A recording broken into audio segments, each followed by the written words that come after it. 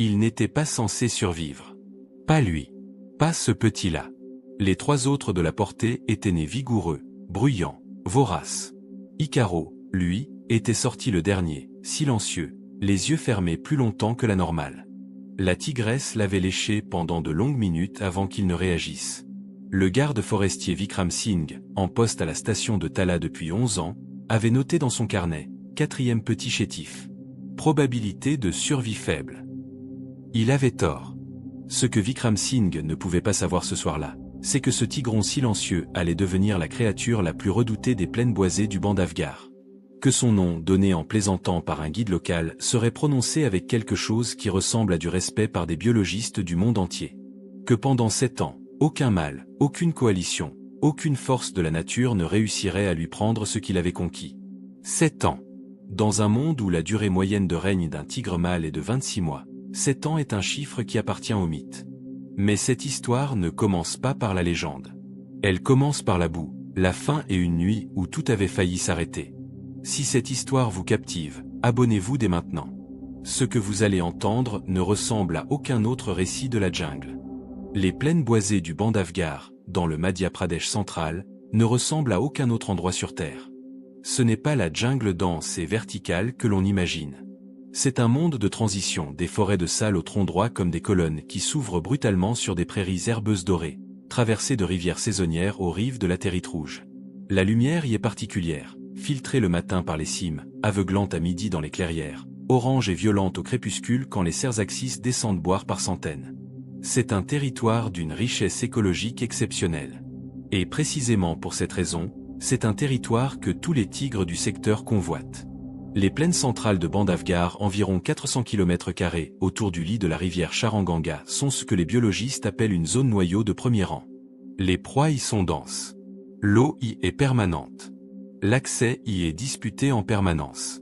Au moment où Icaro était né, ces 400 km² étaient tenus par le mâle dominant BNP M07, un tigre de 230 kg, 9 ans, connu pour avoir tué 3 prétendants en 4 ans. Les Rangers l'appelaient Kali, le sombre, pour la teinte presque noire de ses rayures dorsales. Kali n'avait jamais perdu un affrontement. Il allait rencontrer Icaro. Mais avant cela, il y avait eu l'enfance. Et l'enfance d'Icaro avait été une guerre permanente contre sa propre fragilité. À 3 mois, pendant que ses frères et sœurs se battaient déjà pour la meilleure position à la tétée, Icaro observait. Les Rangers qui avaient accès aux premières images de la portée notaient systématiquement la même chose. Les 3 autres tigrons étaient toujours en mouvement, bruyants, imprévisibles. Icaro, lui, était immobile. Les yeux ouverts. Attentif. Un éthologue du projet Tigre India qui avait visionné ces séquences avait dit quelque chose qui était resté. Ce tigron ne joue pas comme les autres. Il étudie. À 5 mois, la portée avait été décimée en une nuit. Un mâle en dispersion, jamais identifié formellement, probablement un jeune de 3 ans venu du corridor de Cana, avait franchi la zone de refuge de la tigresse mère pendant son absence. 2 tigrons avaient été tués. Le 3e avait disparu, probablement emporté par des dholes qui avaient senti le chaos. La tigresse était rentrée pour trouver le silence. Elle avait cherché pendant des heures. Et elle avait trouvé Icaro, le plus petit, le plus chétif, caché sous un enchevêtrement de racines de figuier étrangleur, à 40 mètres du site du drame. Immobile. Sans un bruit. Invisible. Il n'avait pas fui. Il s'était dissimulé avec une précision instinctive que même sa mère n'avait pas calculée pour lui. Un tigron de 5 mois avait compris seul que la survie ne passait pas par la fuite, mais par l'invisibilité totale. C'était la première leçon d'Icaro. Et c'est cette leçon, restée invisible jusqu'au moment exact où il faut frapper, qui allait définir tout ce qu'il deviendrait. Avez-vous déjà réfléchi à ce qui sépare un prédateur ordinaire d'une légende? Ce n'est pas la taille. Ce n'est pas la force brute. C'est ce qui se passe dans le silence, avant l'action, quand les autres ne regardent pas encore. Entre 6 mois et 2 ans, Icaro avait grandi dans l'ombre de sa mère avec une particularité que personne n'avait anticipée. Il apprenait 2 fois plus vite que la normale. Les biologistes du Tiger Watch India qui suivaient la paire avaient documenté un comportement inhabituel dès les 8 mois du tigron. Là où un jeune tigre en apprentissage observe généralement la chasse depuis une position éloignée et sûre, Icaro se positionnait différemment. Il se plaçait systématiquement là où la proie était susceptible de fuir, pas là où sa mère attaquait, mais là où la proie allait arriver après la charge. Il anticipait. À 10 mois, il avait réalisé sa première capture solo. Un jeune paon surpris au bord d'un point d'eau.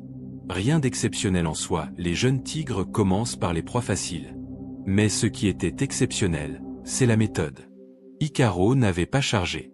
Il avait attendu, couché dans les hautes herbes de berge pendant 47 minutes. Les guides avaient chronométré que l'oiseau se déplace vers lui plutôt que de s'en approcher. Zéro dépense d'énergie inutile. Zéro risque de fuite prématurée. Un ranger avait écrit « Ce tigron ne chasse pas. Il tend des pièges ». À 18 mois, il pesait 140 kg. À 2 ans, 185. Des chiffres au-dessus de la moyenne pour son âge, dans un contexte où il n'avait jamais bénéficié du territoire riche d'un mâle dominant pour s'alimenter. Il construisait son corps comme il construirait plus tard son territoire, méthodiquement, sans gaspillage, avec une patience que les autres prenaient pour de la lenteur. Ce n'était pas de la lenteur. C'était de la préparation. Cliquez sur la cloche pour ne manquer aucune partie de cette histoire. À 2 ans et demi, Icaro avait quitté le territoire de sa mère. Pas chassé, pas forcé. Il était parti un matin de saison sèche, comme si une décision avait été prise pendant la nuit. La tigresse ne l'avait pas suivi. Dans le monde des tigres, la séparation ne se négocie pas. Elle arrive, et c'est tout. Ce qui avait suivi était la période que les guides de Bandhavgarh appellent les années fantômes. Pendant 18 mois, Icaro avait vécu dans les zones grises du parc, les corridors entre secteurs, les lisières entre territoires établis, les zones tampons que les mâles dominants évitent car trop exposées, trop peu productives, trop risquées pour y établir une base. Des espaces que les autres tigres traversent rapidement. Des espaces qu'Icaro avait choisi d'habiter. Les observations étaient rares et toujours surprenantes.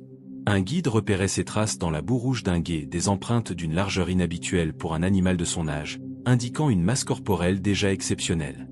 Un chercheur le photographiait de nuit grâce à un piège photographique. Dans le flash blanc de l'appareil, on voyait un tigre immobile, regardant directement l'objectif, sans la réaction de fuite caractéristique des jeunes mâles.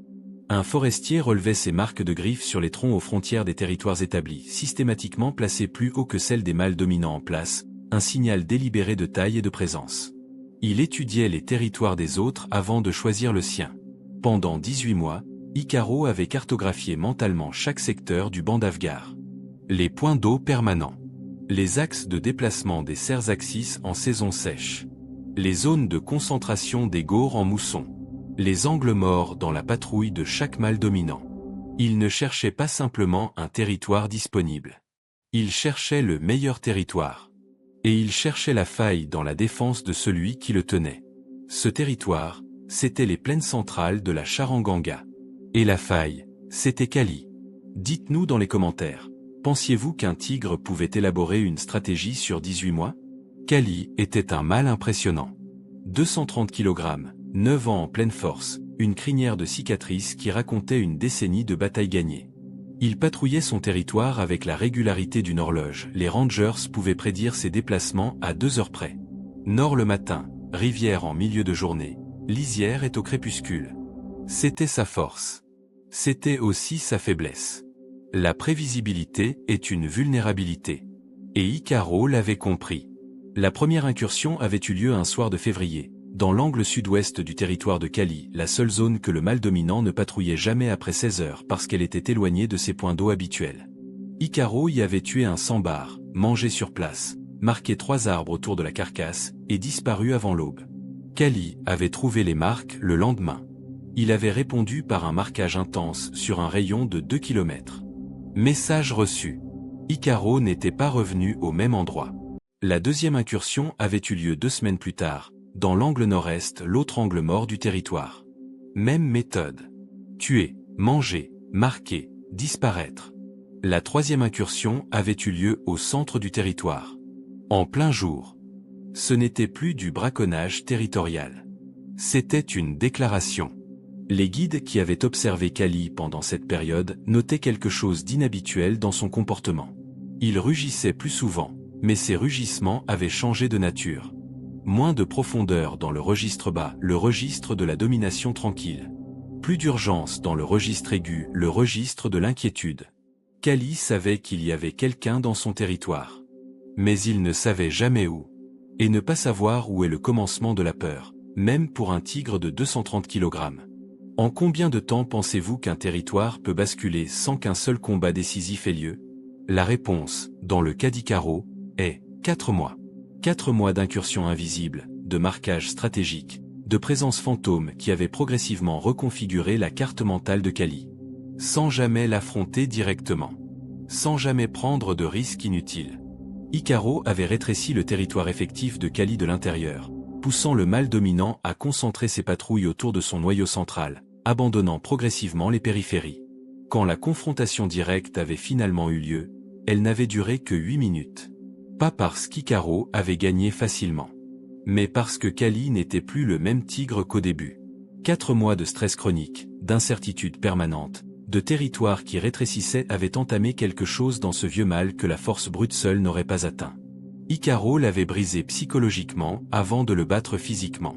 Les guides présents ce matin-là rapportent que le combat n'avait pas ressemblé à ce qu'ils avaient l'habitude de voir. Pas de charge frontale répétée, pas d'affrontement symétrique. Icaro avait frappé 2 fois, des coups précis aux épaules et au cou, et s'était retiré à chaque fois avant que Kali ne puisse riposter efficacement. Lors du 3e échange, Kali avait reculé d'un pas. Un seul pas. Ce pas avait tout changé.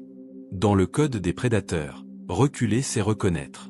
Kali avait reculé une 2e fois. Puis il s'était retourné et avait quitté la clairière sans se battre davantage. Un mâle de 9 ans, invaincu depuis une décennie, venait de céder son territoire à un tigre de 4 ans qui n'avait jamais eu de territoire fixe. Icaro n'avait pas rugi après le départ de Kali. Les guides attendaient ce rugissement, la proclamation de victoire que font tous les mâles qui prennent un territoire. Il n'était pas venu. Icaro s'était simplement assis au centre de la clairière. Et il avait regardé l'horizon.